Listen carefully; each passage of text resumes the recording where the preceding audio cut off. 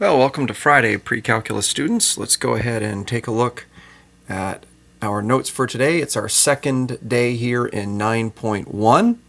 So that's what we have for today. We'll finish up with 9.1 today.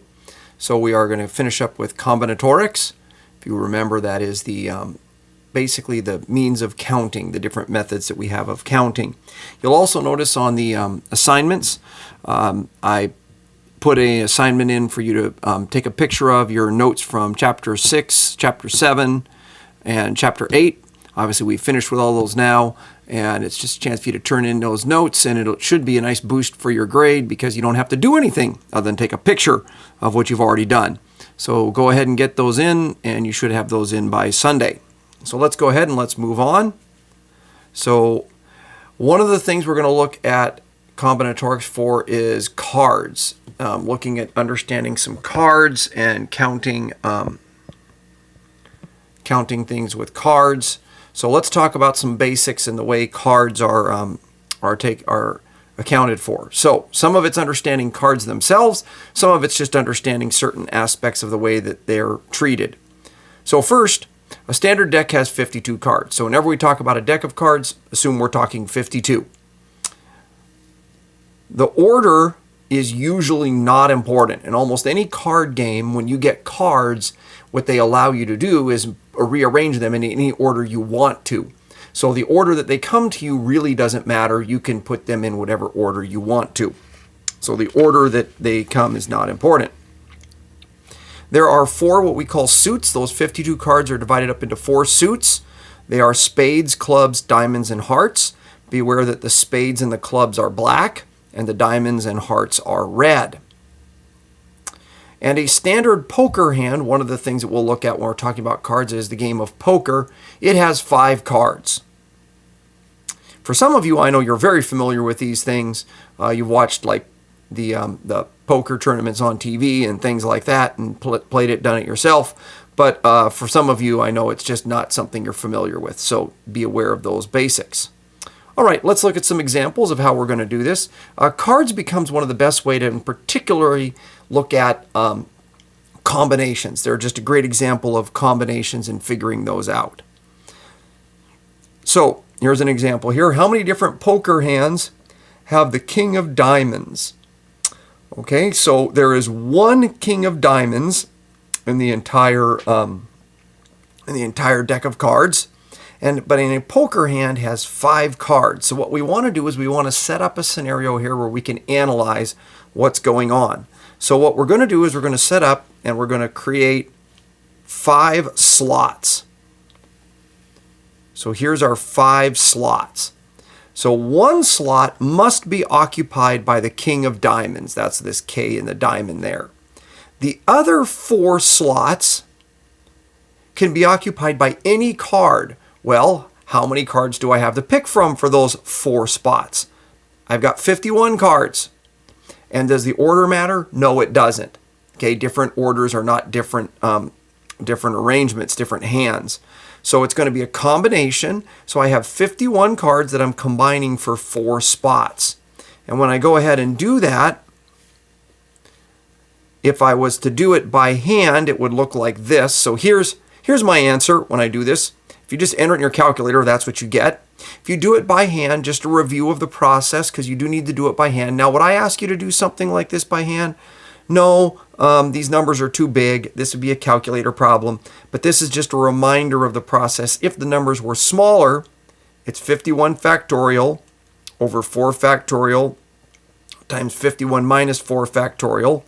Notice what happens here is that becomes 47. So this just becomes 51, 50, 49, 48. And then all the rest of it, 47 on down, cancels with this 47 on down. So what I'm left is 4 factorial under this 51 times 50 times 49 times 48. And what I did here is I simplified down here. And I said that this was 24. 24 into 48 goes 2 times. So this would not be too terrible to multiply, but we're not going to expect you to do that by hand. All right, let's look at another example. Okay, this is not a card example. It says, how many ways can 10 finalists be chosen from 51 contestants? So the first question to ask ourselves is repeating allowed?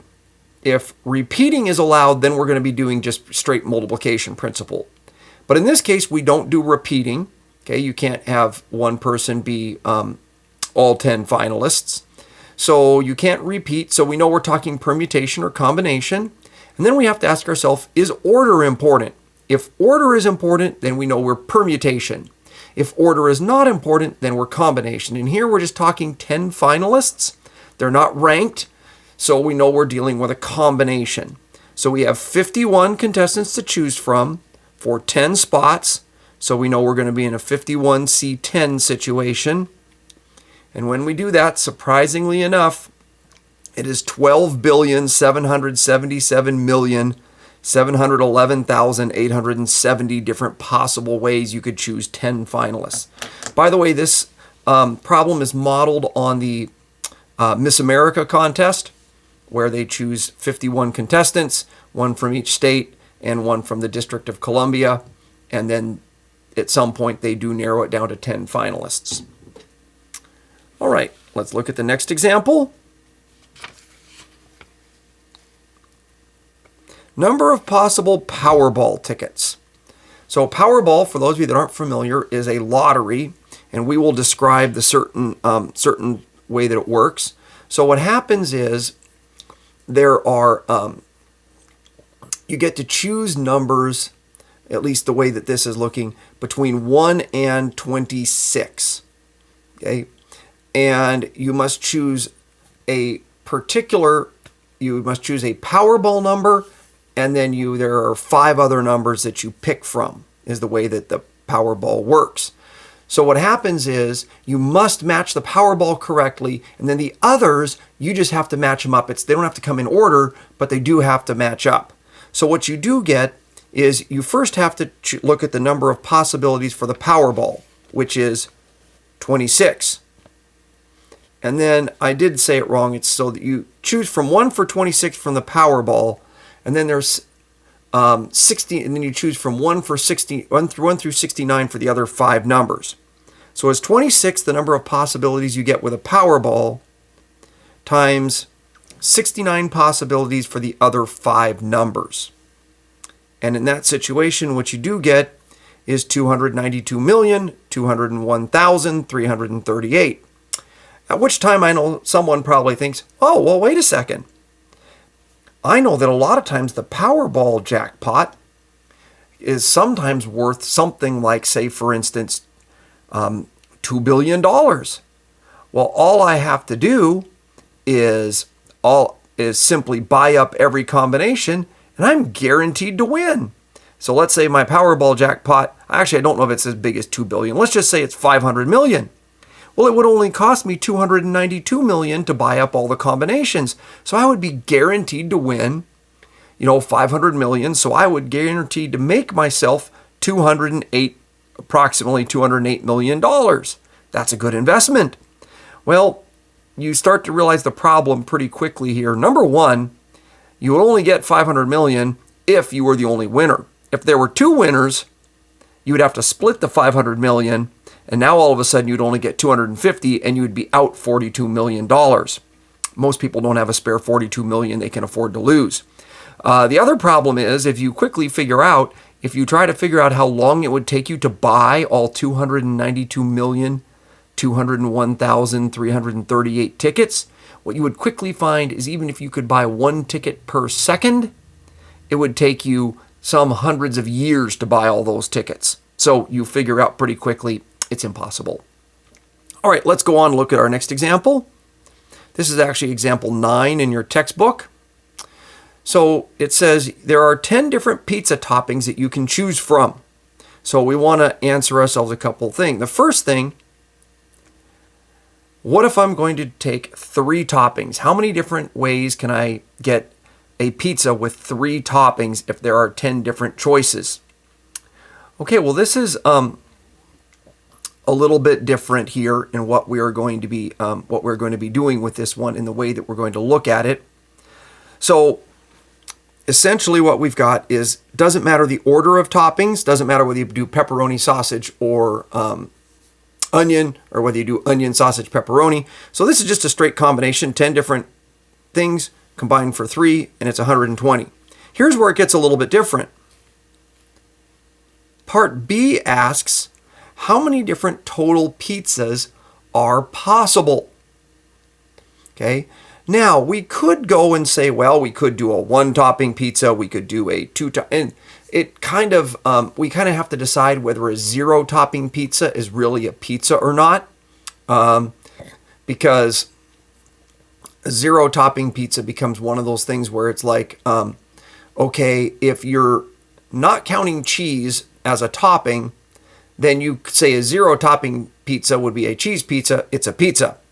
If you are counting cheese as one of your 10 toppings, then probably most people would say a 0-topping pizza, just crust and sauce, is probably not even a pizza. So in that case, you probably would say it's not a pizza, and you would have to say that we'd have to discount a 0-topping pizza. And we'll talk about how we'll deal with that in a second. But in this case, so I could say, I could go 10C10 for the number of 10 topping pizzas, 10C9, 10C8, 10C, and keep going all the way down like that. But that's a lot of calculations to do. And what if it isn't 10 different toppings? What if it's 20? Well, that's 20 different things I'd have to add up. There must be a better way, and there is. So think for a moment. What you can do is you could think of, you have really 2 choices with each topping. You could put it on, or you could not put it on. So on or off is your choice for each topping. So topping 1 could go on or off. That's 2 possibilities. Topping 2 could go on or off. And so what you do with all 10 is you have a choice of going on or off with 10 different things. So there's 2 possibilities. If we multiply those 2 together for all 10, we get 2 to the 10th power, and we get 1,024 different possibilities for pizza. Now, that does assume one of those possibilities is off for every single one of those toppings. So if you decide that a 0-topping pizza is not a pizza, then you would have to take your 1024 and subtract 1 from it and say 1023. It all depends on how you decide to handle the 0-topping pizza possibility and whether that really is a pizza or not. Okay, last situation. How many different words can you form from the word commitment using the letters that we find in the word commitment? Well, the first thing we have to consider is how many letters do we actually have to work with? And if we count up here, we see that we've got 1, 2, 3, 4, 5, 6, 7, 8, 9, 10 different letters.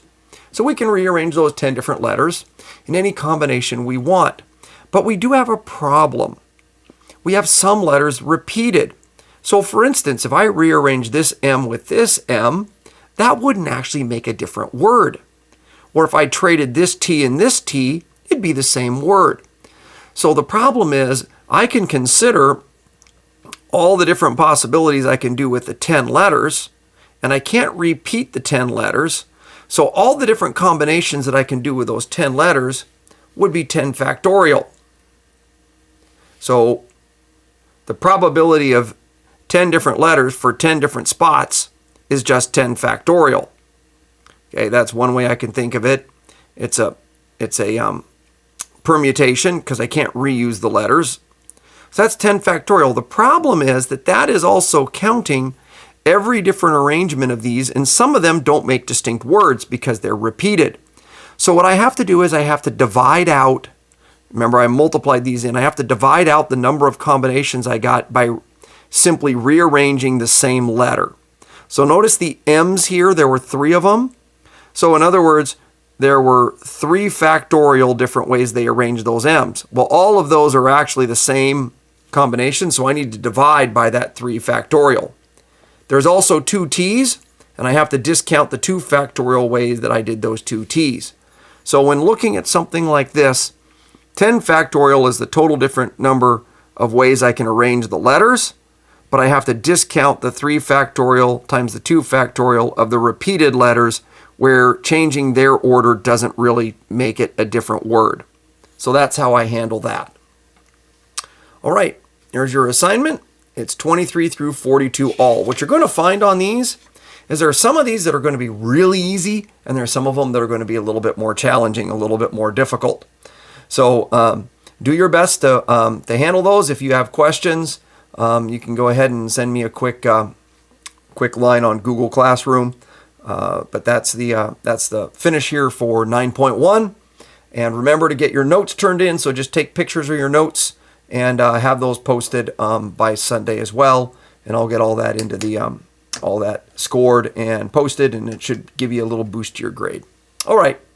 So we'll be talking, and next video should come out next week on Tuesday.